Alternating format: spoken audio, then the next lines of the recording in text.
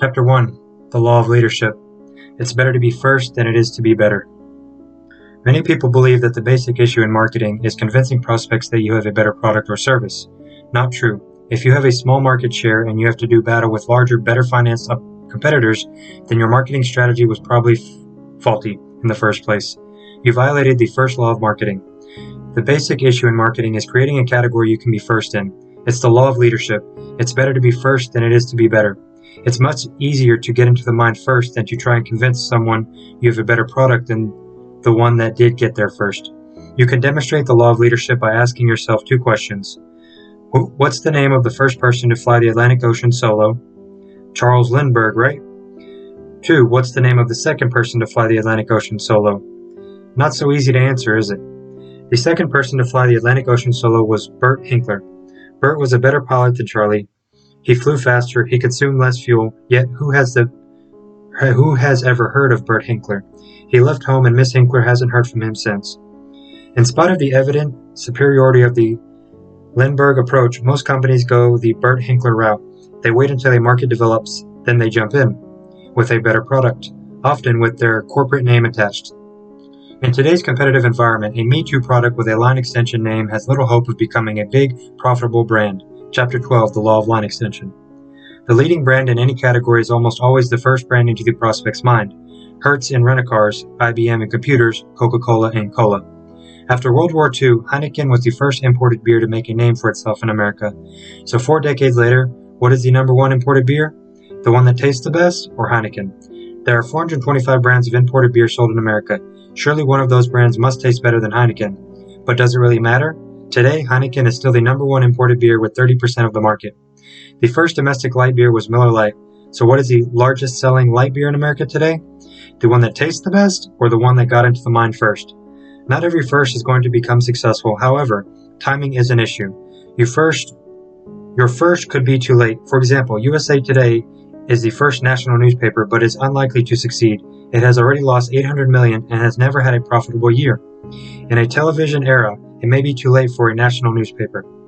Some firsts are just bad ideas that will never go anywhere. Frosty Paws, the first ice cream for dogs, is unlikely to make it.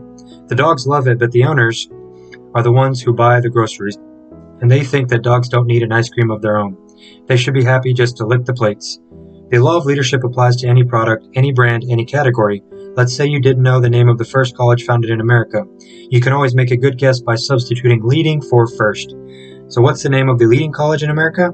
Most people would probably say Harvard, which is also the name of the first college founded in America.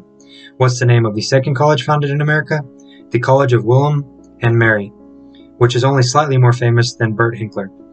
No two products are any similar than twins are, yet twins often complain that the first of the two whom a person meets always remains their favorite, even though the person also gets to know the other one. People tend to stick with what they've got. If you meet someone a little better than your wife or husband, it's really not worth making the switch, what with attorney's fees and dividing up the house and kids. The law of leadership also applies to magazines, which is why Times leads Newsweek, People leads Us, and Playboy leads Penthouse. Take TV Guide, for example.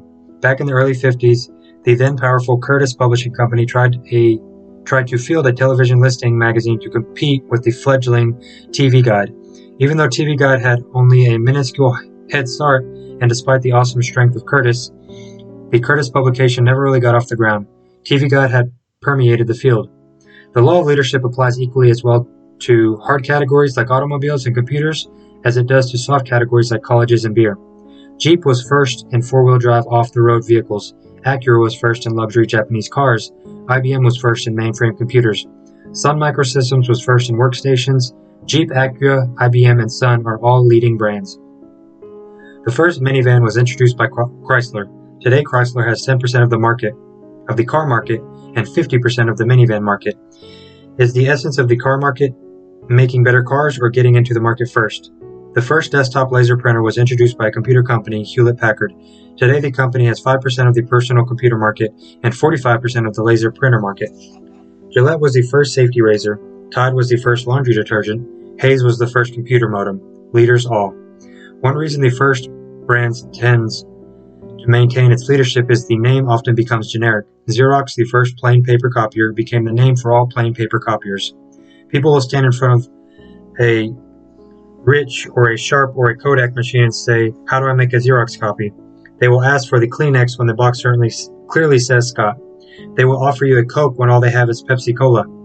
How many people ask for the cellophane tape instead of Scotch tape? Not many. Most people use brand names when they become generic.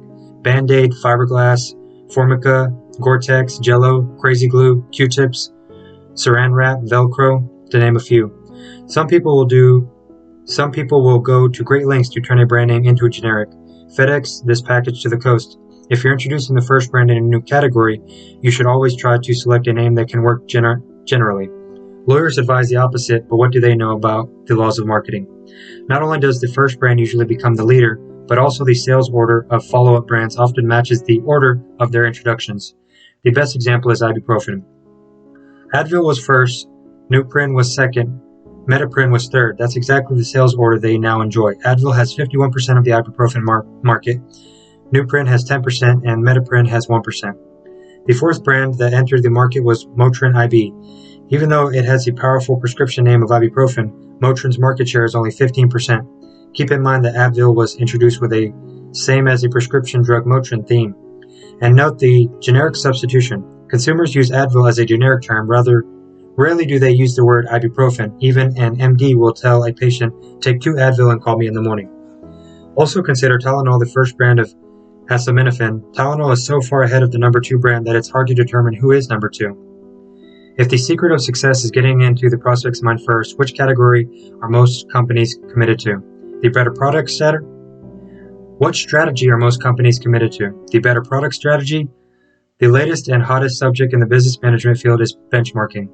Touted as the ultimate competitive strategy, benchmarking is the process of comparing and evaluating your company's products against the best in the industry. It's an essential element and process often called total quality management. Unfortunately, benchmarking doesn't work. Regardless of reality, people perceive the first product into the mind as superior. Marketing is a battle of perceptions, not products. So what's the name of the first brand of aspirin? The first brand of acetaminophen? The first brand of ibuprofen? Hint, substitute leading for first and you'll have the answer to these 3 questions. Charles Schwab bills itself as America's largest discount broker. Are you surprised that Charles Lindbergh of the discount brokerage business is Charles Schwab? Neil Armstrong was the first person to walk on the moon. Who was second? Roger Bannister was the first person to run a 4-minute mile. Who was second?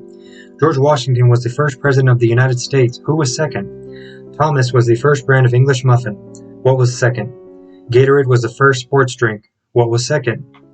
If you're second in prospect's mind, are you doomed to languish forever with Buzz Aldrin, John Landy, John Adams, some unknown English muffin, and some unknown sports drink?